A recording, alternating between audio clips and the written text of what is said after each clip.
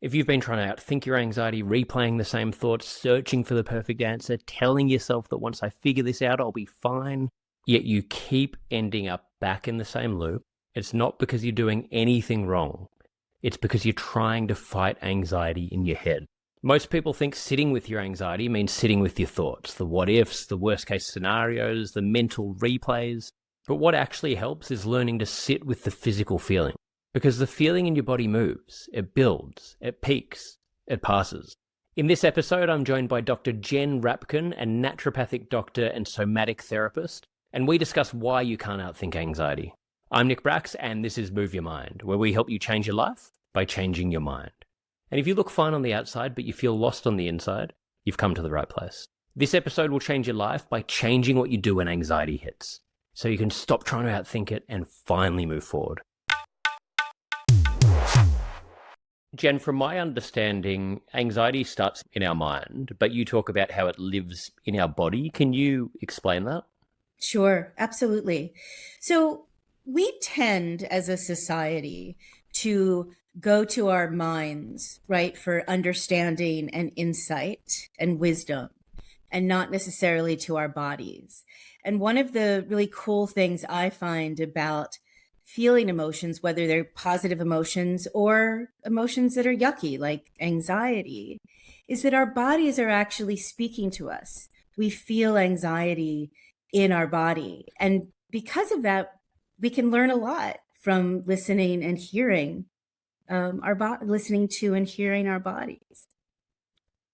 So, do we normally try and ignore that just because it's painful and we want to numb ourselves from what's going on?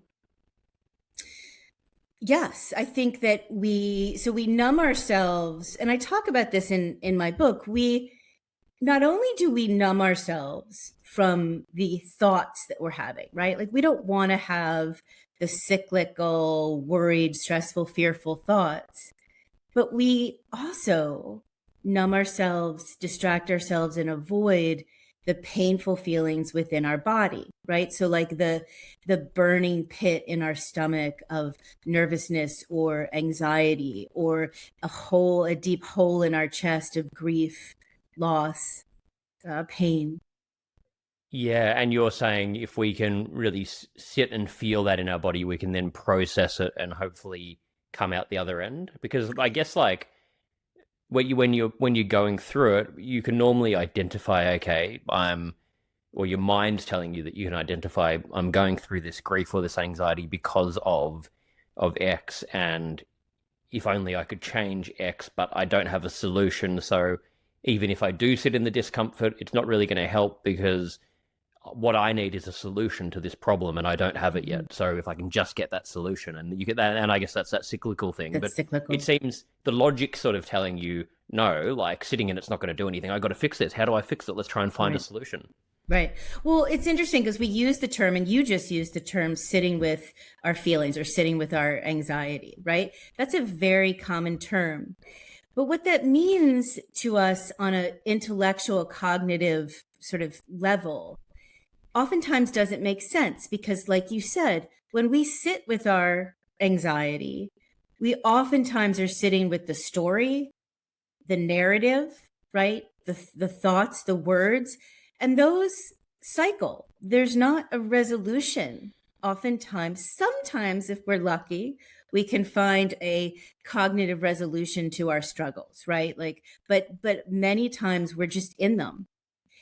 And what I'm encouraging and recommending is that if we can, rather than have the idea of sitting with our thoughts, actually sitting with a tangible, sensate, somatic feeling in the body that actually waxes and wanes and dissipates, then we actually have something to hang our hat on, right? We actually have a tangible feeling that we can sit with and trust, and it will fade away eventually.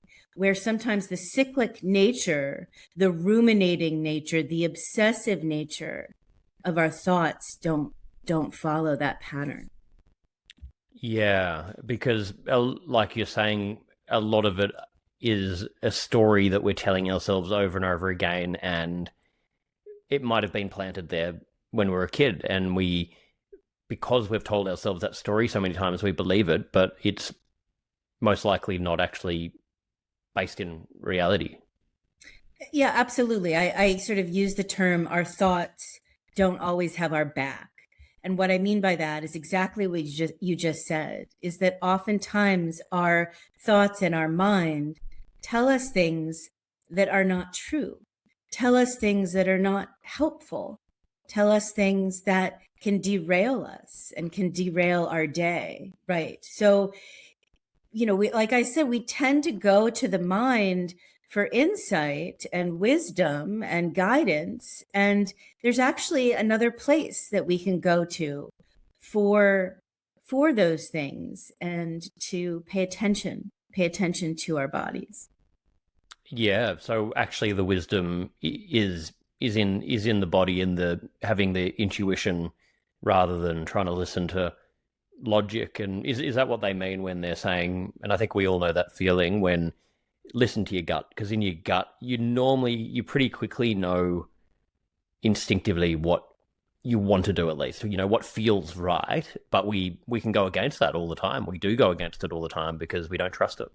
Absolutely. Exactly. That is our gut feeling. And if you look at sort of the words that we choose and the way that we define emotion and intuition in our world, which is sort of that if we are listening to our emotional self, we cannot be counted on to be clear or level-headed. If we're too emotional, we're not centered. If we can't regulate, these are words that we use, regulate and manage and check our emotions, right? Then we're not really able to exist in our world clear-headed way. So we push our emotions and our intuitive self sort of away and put it in this category of sort of a primal, almost animal place. And again, we celebrate and hold our mind and our cognition as highly esteemed. And so that setup creates a hierarchy, right? And so we bypass sometimes that emotional information or that intuitive information. I know that was a long-winded answer to... Well, it's so interesting, and it's so complicated because the world, it feels to me anyway, like the world is set up to make us do the opposite of what we're talking about here, and condition staying in your head, comparing to other people, trying to live by external quotas, aiming for whatever that next thing is, feeling like you're never enough, you've got to do more, and you stay so stuck in that cycle. Absolutely. And you think about, I wrote some of these down because I didn't want to forget them, but we use phrases all the time about our emotions. I just want to read a couple so your listeners get over it, grow thicker skin, boys don't cry, don't wear your emotions on your sleeve, pull yourself together, put on a brave face, grin and bear it, right? So these are the messages that we are hearing, Nick, from childhood on, which is pull yourself together and, push down, sit on, swallow and stuff your emotions and kind of get on with the things that are important. And so we're raised to consider, to see our emotional beings, our emotional lives, our emotional self as inferior. Yeah, as weak, inferior, probably taking us further away from getting towards the life we want. And I guess when we go back to that optimized sort of world of, oh, but if I spend time exploring this, that's going to slow me down and take me further away. So it's all about results so much of the time, and it's horrible. And I get so frustrated with this because I think about this stuff and I'm aware of it, but then I don't know how to create that space and allow myself to find that joy in life. And I find it almost more torturous in some ways when you're very aware of all of these things, but you still can't seem to get yourself to actually just do it and allow yourself to be more present and sit in it. And, you know, and I guess it's just, again, probably being stuck in that habit and that cycle and not being able to break out of it because, you know, it has such a hold. Yes. And, you know, this might be an important time to just simply ask the question, right? Which is kind of what you're getting at. Ask the question of why sit with hard feelings, right? Like, why do it? It's really hard work because some of our hard feelings are really yucky to be with and they don't feel good, right? So why do it? And there's a number of answers, and the answers is sort of, you know, different levels of answers. But the first one that I like to mention is if we look at the behaviors that we engage in that move us away from our feelings, those behaviors, for the most part, do not keep us in the present moment. They don't move us towards our present moment. They don't move us towards ourselves, and they don't move us towards our best selves, right? But then another layer of that is if we don't sit with our emotions, if we create this sense of wariness or fear of going to those hard places, then those hard places and those hard feelings can hold us hostage. And what I mean by that is then we don't live life in a way that we, you know, take risks and make mistakes and jump into new friendships and relationships and adventures. We hold back and play it safe because playing it safe, at least we think, playing it safe keeps us away from messy feelings and messy stuff. But Yeah. that's not living, right? Yeah. And you know the feeling. I think we all know when we have felt, you know, actual joy and that we're, you know, really living, you feel alive. And you know when you feel like you're just going, you know, it's like it feels hard. It feels like everything's just like heavy and difficult, and you feel this sort of emptiness inside of you. And yeah, I think we can probably all identify that. And I think we've all probably lived probably experienced both, probably lived more in the side where we're feeling more empty, which it's sad. It's sad. And what's really kind of cool thing to point out based on that distinction that you just made between feelings that feel really wonderful and joyful and feelings that are hard is that we intuitively know that feelings that are wonderful are fleeting. And what I mean by that is that, you know, there's phrases like try to hold on to that feeling or try to freeze that feeling. We intuitively know that that good, wonderful feelings are fleeting and they go away. But when we're stuck in really hard stuff, we actually believe that we'll never, you know, that we're going to stay in these feelings. And we see them as sort of forever states. And that's part of our resistance to hard feelings, is that we feel like they'll overwhelm us and overtake us and that we'll never come out of that space. Yeah, exactly. That we'll never come out of it, and that and would part of it as well be that if we're stuck in those feelings about a circumstance that we're in, not only the thought of will I ever come out of this, or not trusting that you will come out of it, but is it going one level further and trying to find a place where you can truly, truly feel at peace that, you know what, if things actually didn't get better, I know I would be okay, and I I would still be able to get as much joy out of life. I'd find a way to do it. Is that sort of the next level to that scenario?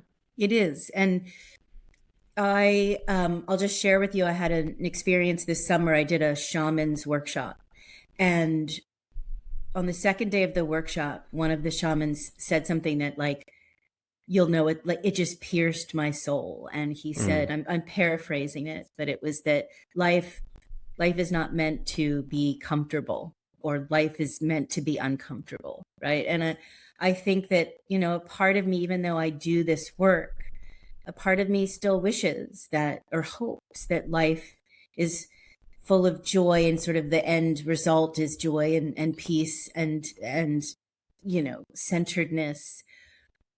But I think that, and I validate that part of myself, right? I validate that hope. But then there's also a real knowing and sense that life is also about being with our struggles and our suffering and our hard feelings, and knowing that we can get through them and that it's all okay. Yeah. So a lot of it is that sort of stoicism, a lot of that kind of thinking, because I feel like that's a lot of what's missing in the world now, where if you really were taught what you're talking about there, because I've thought about this a lot, that if we just had a base acceptance that, life is hard, it's going to be hard, there's no mastering it, it's going to always have ups and downs, no matter what's happening, things unexpectedly happen, people pass away, amazing things happen, unexpected things. We can't control a lot of that. It is going to be hard. But if we can fully accept that, then your baseline, your expectations are already, they're not out of whack. And then you're able to see that as a baseline and enjoy whatever happens without feeling like it needs to be anything more than what it is, which but it's a very tricky thing to get your head around and to accept when we're fed so much of the polar opposite information. Yeah. It's super hard. It's a super hard thing to wrap your head around. But I think that, the more that we can understand and embrace the idea of the present moment, right? And like you said, I mean, we also, if we can let go of an attachment to the idea that life is meant, or that there's a goal, the goal is to be happy, peaceful, centered, wealthy, whatever those things are for people. If we can let go of that attachment and have an understanding that life is also really hard, then we sort of can take on our present moment a little more as it comes, with a little more acceptance, rather than facing our present moment with expectation and agenda and desire, right? Yeah. Can you go too far the other way with this kind of outlook and almost find a way to be okay with anything and use that then as a way not to even try in life and be, Right. it's okay. I'm not going to amount to anything. I'm just not even going to try properly. Or even if I do, who cares? It's okay. Like, I'm just going to live whatever comes, whatever's thrown at me, whether I'm living on the street or whatever the hell I'm doing, it doesn't matter. Yeah. Yeah. I think that outlook sort of equates what we're talking about, sort of an acceptance of life being hard. You don't have to equate that with letting go of your goals and purpose and finding meaning in your life. I think that those underlying, I don't know if you call them principles or values, or but that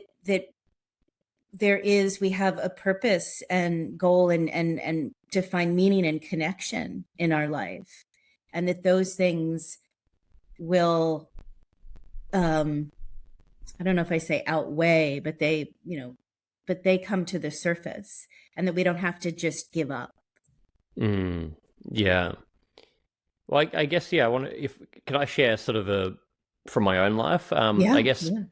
like, what an example I would have that, I'm going through at the moment, a bit of a crisis in my mind of turning 39 in a month, and I'm realizing I'm going to be 40. Yes, I've lived the life I wanted to live. I followed a path, but I'm nowhere near where I thought I'd be. I'm not financially where I thought I'd be. I thought I'd have all these other massive things happen. And it's become in my mind a bit of a crisis, because I've really, I don't know, the number 40, it's telling me in my head, no, if things aren't fully established and where you thought they would be by then you're done. You've run out of time, your life's over.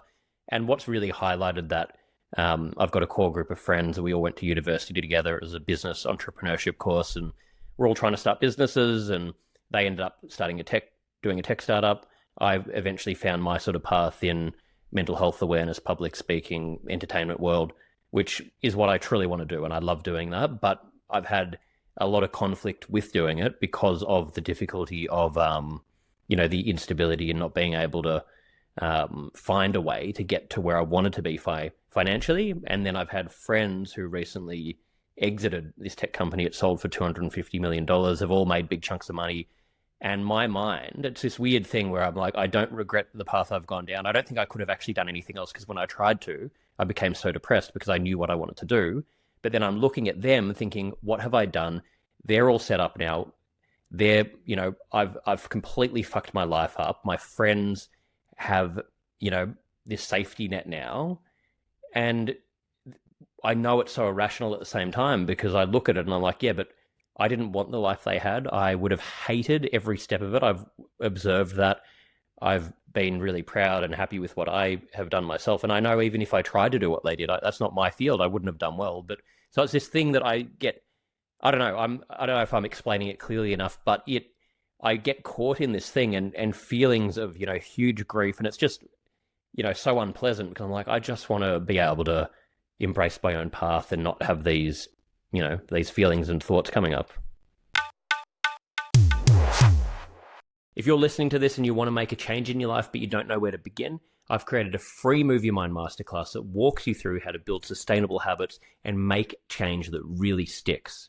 And you'll also get access to a free weekly newsletter where I post practical tools and stories that I don't share anywhere else. To watch the free masterclass, head to go.nickbracks.com/moveyourmind.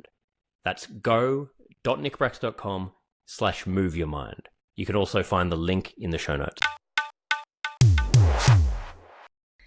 Yeah, I feel you, Nick, and I appreciate you sharing that. I don't know if this is what I'm gonna say is gonna sound helpful or trite. I don't know, but I know what I believe, and I'm older than you, and I've been through a lot, and hopefully we'll still have, a lot more to do. But I believe that if we live a conscious life, right? Like if we live a life where we are true to the things that not only are important to us, but true to the things that that we know deep within us, the things that we are meant to do, and the things that are meaningful, and the things that we're good at, right? Like accepting where our gifts are. I do believe that it's not going to be on your timeline, but that things play out as they should be, right? And that there are coincidences and successes, and life will present itself in front of you. But that's hard to sit with, because it's not happening on a timeline that you want. And if we look at time, like you're saying 39 and you look at 40, if we look at time as ticking away, right? That's tough, because then we see things as loss. We see regret, things that we haven't done, if we see time ticking away. But if we see time as present moment, each moment presenting a new opportunity and a future ahead of you, which is bright and open and full of possibility and hard stuff. It's just a different outlook. So again, I don't know, Nick, if that feels trite or but that's what I wanted to share. I think that outlook is critical, what you're talking about there, of, because that's really the core of where it's coming from. Because I say this a lot to my therapist, where, again, this kind of, what I just explained to you, I'm really happy with, there's no other path I'd want to be on. The only thing I get stressed about at the core is I've run out of time, though. It needs to be more advanced. If I had unlimited time, I love this path. I could relax. I could just let it play out how it plays out. But it's like, no, I need to be, and it's like ego, I guess. I need to be this, I need to be that, I need that to happen. And so much fear about what you meant to have happen. And, it's not just my friends. I hear so many people talking about it. By this age, you're meant to be this. By 40, if you don't have this, then, you're in trouble, and this and that, and blah, blah, blah. And I know it's not true. And like you're saying, life is just life and you're the same person. And I think it's so important to do what you're talking about, just live life. It's like sort of, if we can find that way to be present and embrace what's in front of us every day and not label it as all these other things, it makes, it simplifies so much. So yeah, Yeah, can I share just one more thing based on what you just please. said about this weekend this summer with the shamans? Um, the last day we were playing with oracle cards, right? And we each had to pick one, and mine was the Time Master. And it was interesting because at the time my book was about to come out, and I was having all these insecurities about, I'm not here, I don't have enough of this, I don't, and the Time Master is basically what you're talking about, which is this idea that there is it's infinite, right? Like time's not linear, it's an infinite concept. And that if we can embrace that, it's not that there's not enough time, it's that there's will always be time, right? And that's a Mm. hard, I know that's a hard concept to grasp because we live in a world of mortality, right? But it's worth thinking about. Yeah, well, it's definitely an empowering and freeing thought to have, that, there will always be time, because you just release yourself that it doesn't have to. Yeah, and I think the irony of doing that is the things that you're often worried about on the time front are probably sabotaged when you are trying to rush it and say that it should Mm-hmm. be this and I need to do this, when you can just let go and, like what you're saying to me before, things will happen on your own timeline if you just allow it to, and you can't force it.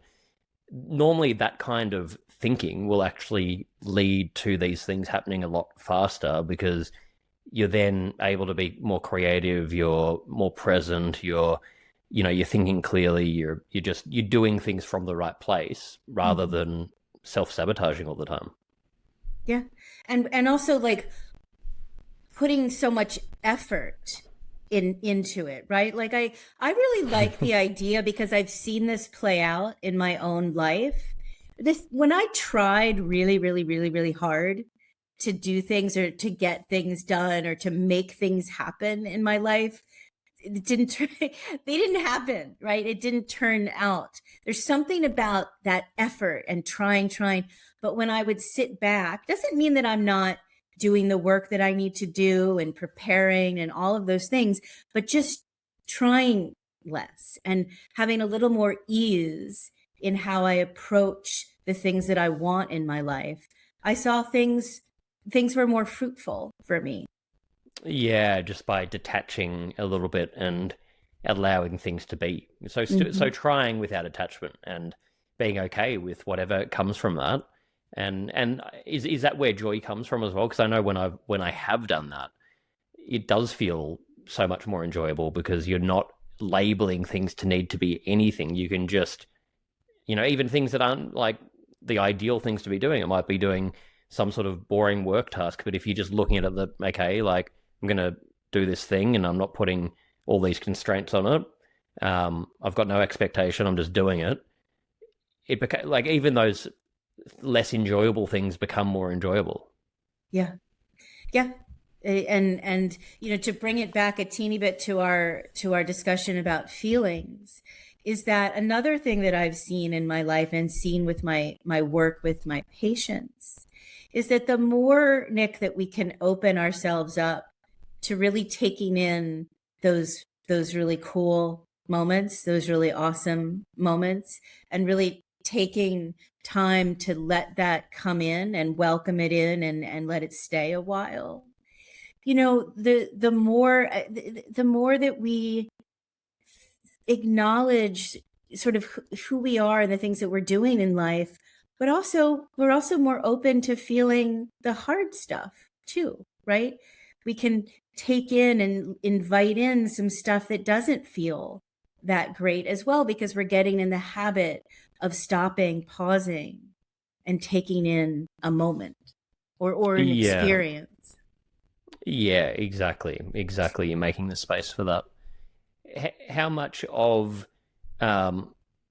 social media, celebrity, all of, that part of the world is fueling a lot of this stuff that we're talking about, because it feels to me that, you're looking and you can see a celebrity, billionaire, you're looking on social media, you're seeing anyone you want to find in any field that's doing all of these different things. And it's very easy to just look at all of that and say, okay, like, well, they're not suffering and they've found a way to, get all of this stuff. I've got to do that too. That's going to be the answer. And, we can logically understand all this, but the world's just like shoving this stuff in our face more than ever. How much, do you think like social media and modern media is playing in all of this?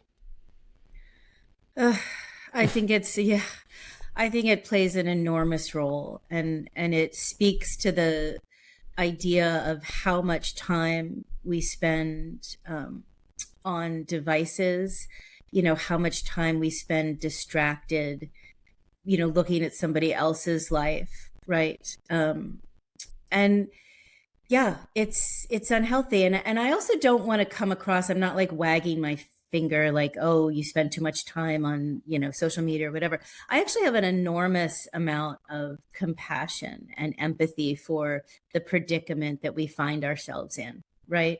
We're just bombarded with distractions and information about other people's lives, and the ability to compare ourselves with other people.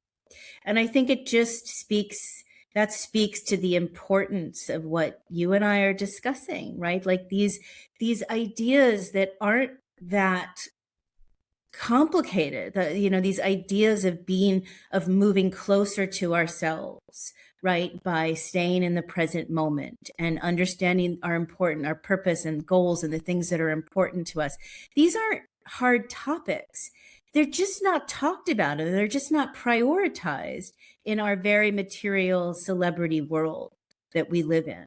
And I think the more that we can advocate for those concepts, like exactly what you're doing, Nick, and what you're putting out in the world, in your podcasts and the community that you're creating, I have such gratitude for you and folks like you, because you are speaking to a part of a person that they need to hear in order to navigate the world that we're living in, and in order to combat the messages and stuff that are coming at us.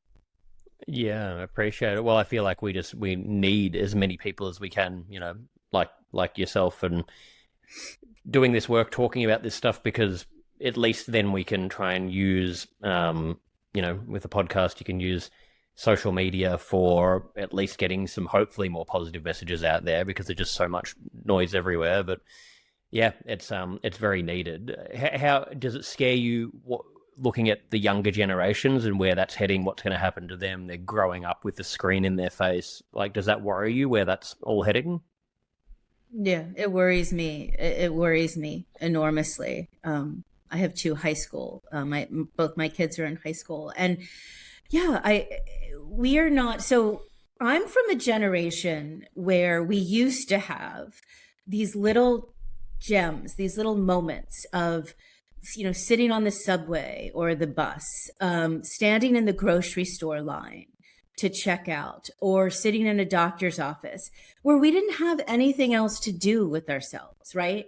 And so we would have these little moments of, at least, even if it was for a minute or two, we would just check in, like, what am I feeling? What am I doing? I don't have anything else to do but be with myself. That does not exist anymore. I don't know about you, but I'm doing work in the grocery store checkout line, right? Like I'm doing emails. And that's scary. And that's the life that our kids are growing up in. Yeah. It is. It's scary. And, I'm living in New York at the moment. I'll be on the subway, and, I'm not saying I'm any better than any of these people. I fall into doing the same thing, but sometimes I'll just sit there and look around, and it's crazy. Like you'll be lucky to find one person who's not head down in their phone, and whatever activity we're doing. I heard a comedian, I can't remember exactly what he's saying the other day, but he's saying, all these jokes about, like, we used to just go to the toilet. Now it's like you go to the toilet, the phone's out. Okay, you're sitting on the toilet, you're looking at the phone, you're doing this. We used to just go to the toilet. We used to sit on a bus, like you're saying, look out the window. watch the rain falling down, on the trees or whatever is going on, just take in our environment. Now it's whatever we're doing in between tasks, phone in your hand, looking at things, scrolling, and it's taking away from just the menial moments that are sort of almost the most important parts of life. Yeah. Yeah, I think that at least from my little, and I don't pretend to be, a perfect parent by any means, but I think that we do try to have time without phones and to actually like interact, right? And have meals and talk to each other. And kids love that. Like I still feel like, my kids really enjoy that, right? When they know that their mom and dad are present with them, and connecting with them, it feels good, right? Yeah. It feels good. And so I think that the more that we can trust that connection and being present with somebody feels good, it'll play, it'll win a few times over technology, and we just have to keep trusting that and practicing that and playing with it. And it really does. I think it's such an important point what you're saying there. It feels good, and it feels better than anything material that you can get. And I feel like for me, that's one of the gifts of being able to do the podcast. I get to have people like yourself where, we're meeting for the first time and we get to have this very connected conversation. We're both present, listening to each other, talking about, fairly deep things. And you don't get that day to day a lot of the time. And I think we all know the feeling where, you're trying to catch up with a close friend and maybe they've got a lot going on in their life. They're stressed. You're trying to talk to them about something important. Their eyes are glazed over. They're checking their phone. And on the other side, I know, and we probably all know when we've been the person doing that to the other person, and that feels almost more lonely than being alone.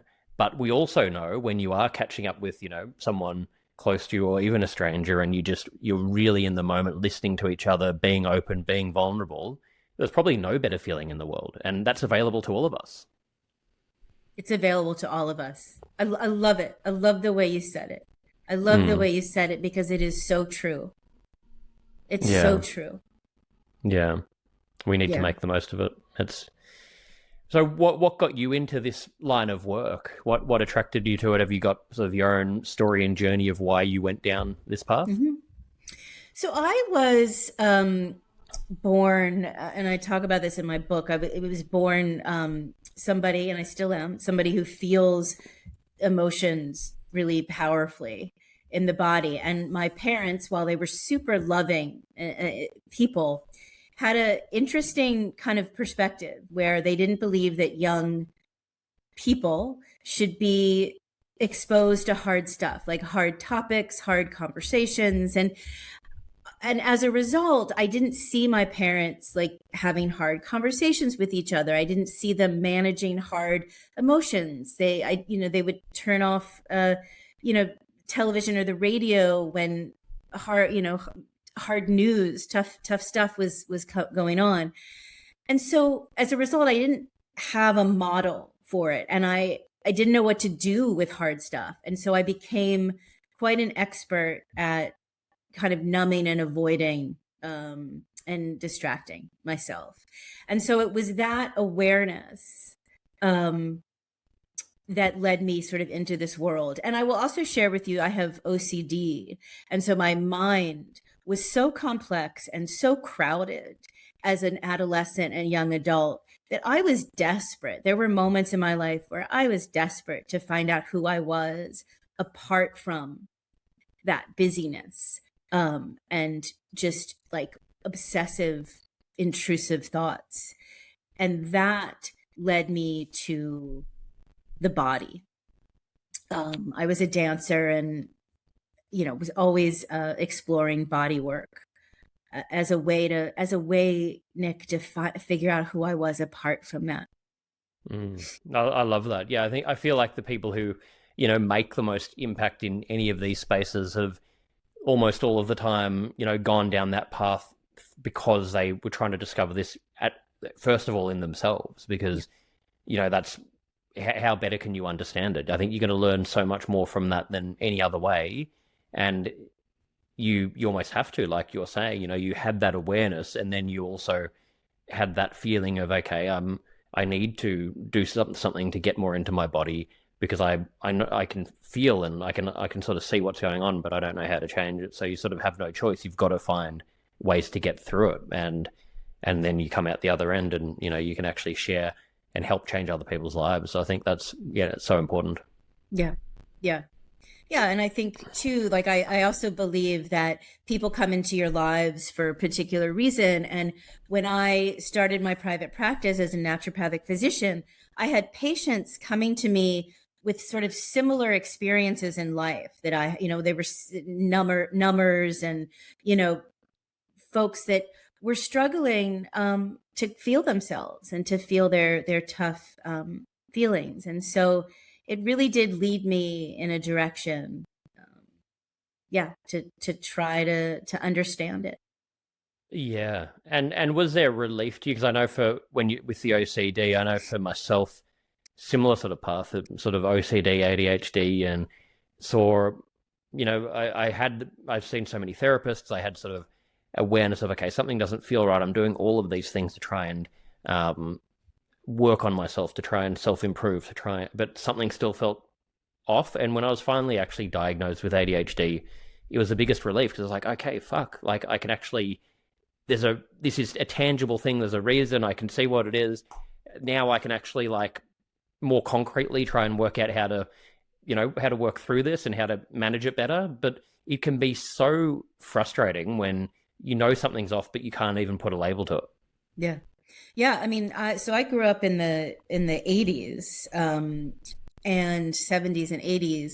And so when I first was experiencing OCD, my brain was telling me I needed to repeat behaviors, often in like sequences of threes, over and over again. I didn't know what was going on. I didn't have a name for it. I felt confused and ashamed and, scared. And I didn't tell anybody, I didn't ask for help. I mean, I'm grateful that the world, at least the world that we have created, and that our kids are growing up in now, there's just so much more awareness of mental health struggles, and kids, hopefully they can ask for help and feel more comfortable being who they are. Yeah, exactly. You're dead right, because I guess, like, with all the problems we have going on in the world, if we look at sort of when you were growing up to even when I was growing up to sort of where things are now, there is so much more awareness, acceptance, understanding, education about all of these areas. And, I had a similar thing where I was growing up, and I'd have to, if I walked past a wall, I had to tap on it 8 times, and all this stuff that I couldn't understand. And it's such a compulsion, and it doesn't really make sense at the time. But it is good that we have, so many people talking about it. I interviewed an actress on here that has, I think, 5 million followers, and she was on Charmed and all these big Disney movies. And she talks very, very openly, very actively trying to talk about her OCD and the gritty details of it, because she just is so sick of, being in a world where people like herself are put on a pedestal. And she was, her managers, threatened to fire her if she spoke about it.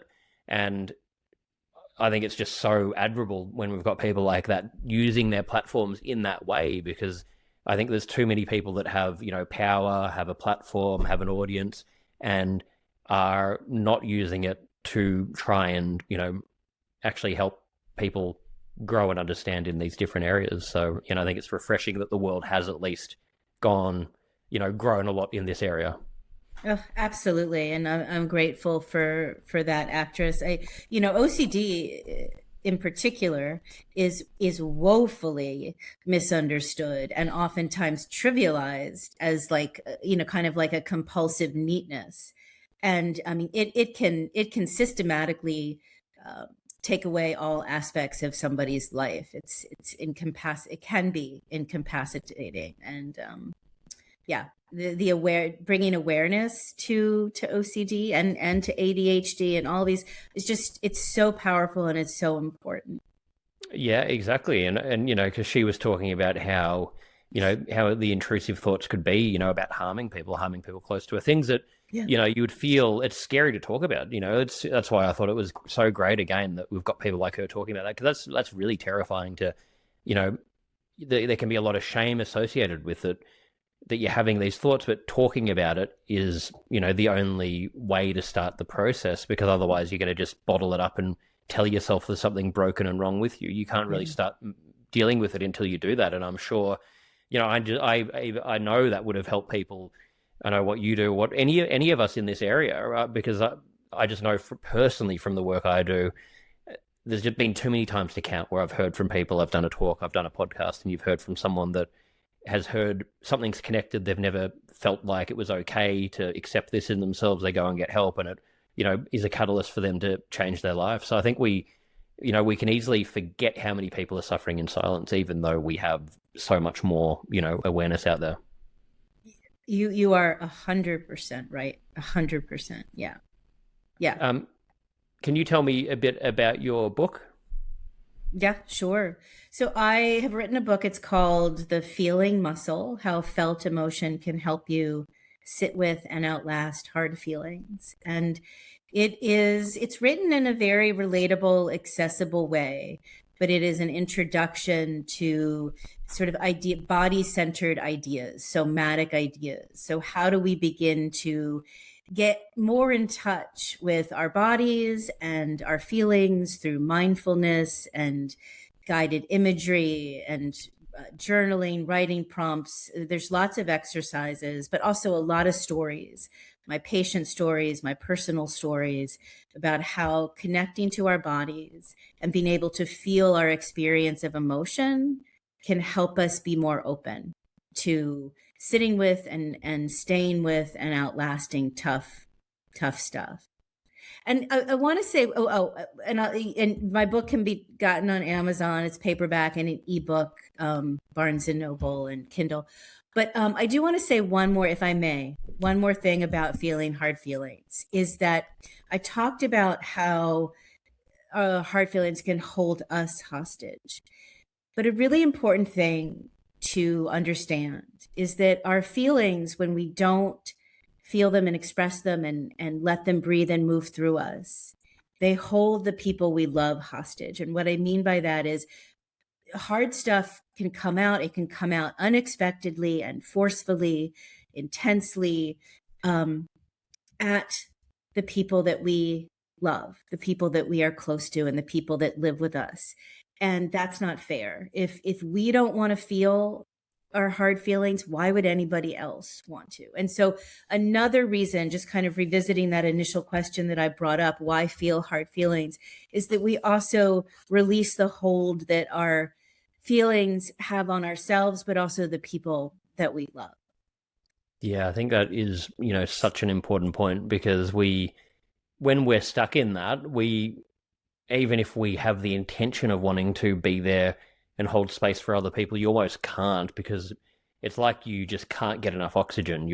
If you're not dealing with it in the right way, it's never ending. It's 24/7, and there is no solution. It won't end unless you actually go and do some of the things that you're talking about. So that, and I know from myself, in when I haven't dealt with that in the past in relationships, how much, on reflection, how much that really sucked the oxygen out of the relationship and wasn't fair on my partner at the time, but I just wasn't willing to confront a lot of what was going on. So I think it is, such an important point, what you're talking about there.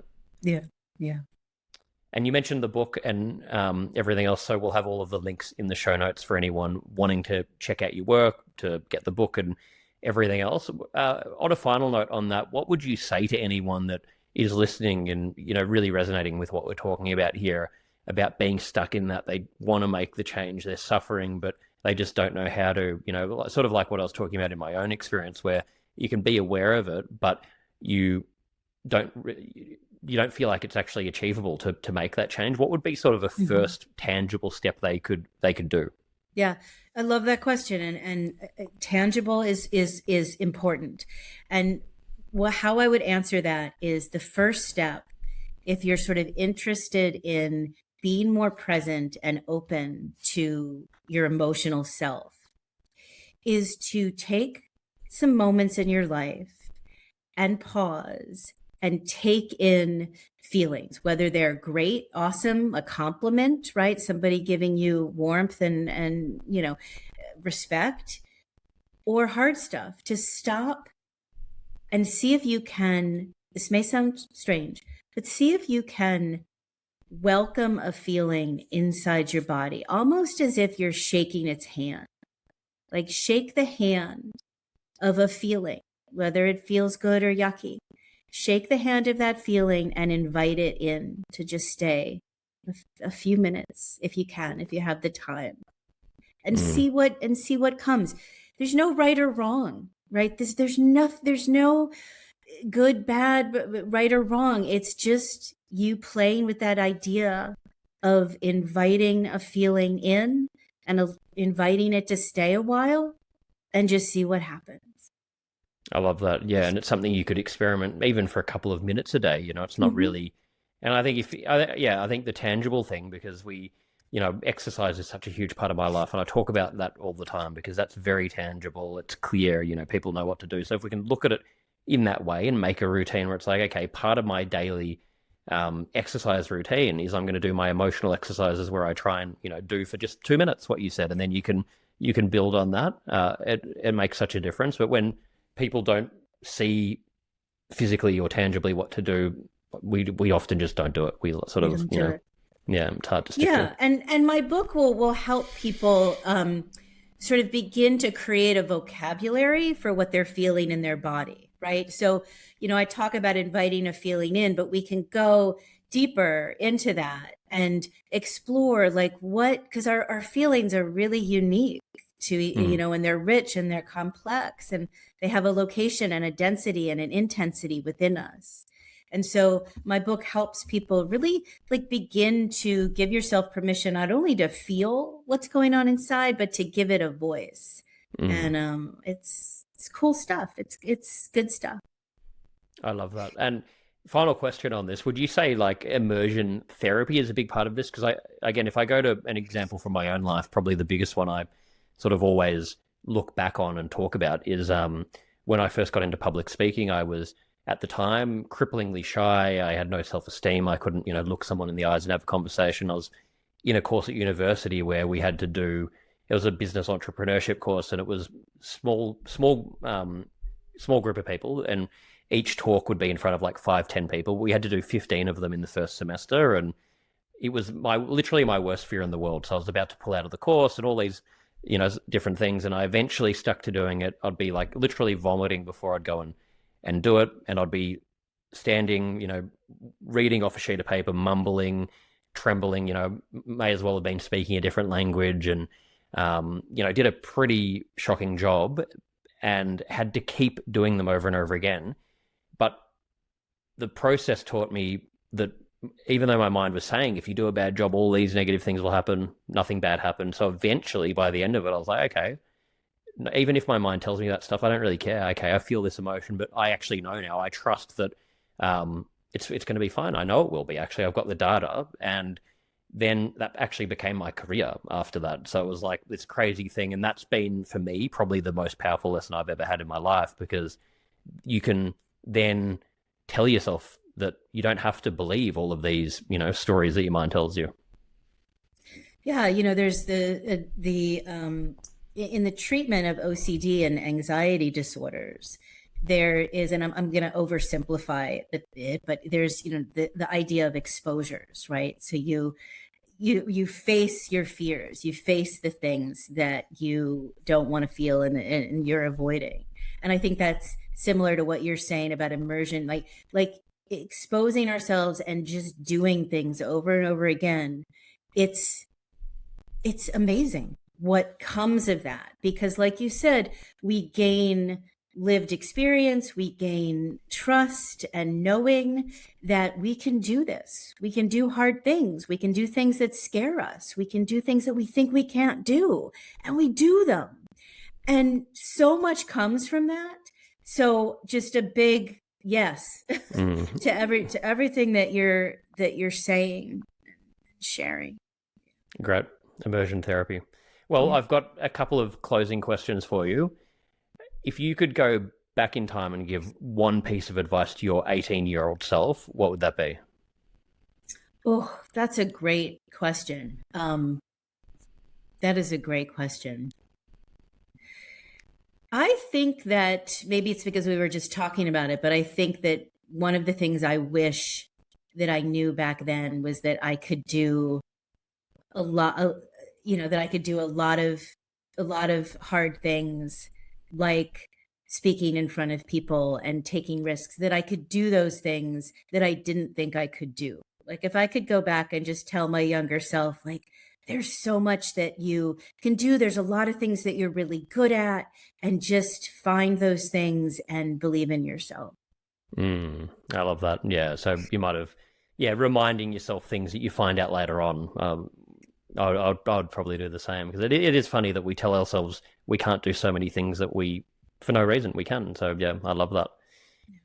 Well, final one. What would you say? What does it mean to be happy? To be happy. When I'm happy, when I'm the most happy, is when I'm with my family, but present with my family, and that the sort of rush and busyness of life is melting away, right? Like that we don't have places to go and people to see, and that we can, when we're present, and the sort of busyness, rushing of life isn't hanging over us. That's happiness to me. Is connection and presence with the people I love. Yeah, I love that. Yeah, you can't really get more than that. A lot of the things that make us happy are available to us, and we look externally, like we've talked about. So I think so many good points in here, and could probably talk to you all day about this. And love the work you're doing, and appreciate you making the time to come and talk to my audience. So yeah, Jen, thank you so much for making the time. Thank you for having me, Nick. It's been awesome. Thanks. And thank you for listening. I'd love to hear your thoughts on the episode and any topics you'd like to hear about. Feel free to leave a comment or send me a DM. Your feedback is always appreciated. It would mean the world to me if you can subscribe to my channel, leave a like or comment, share it with your friends. It makes a world of difference. It doesn't cost anything, and it helps me to get this show bigger and better and bring on the guests and the production value that you ask for every single week. I couldn't do it without you guys. Thank you so much.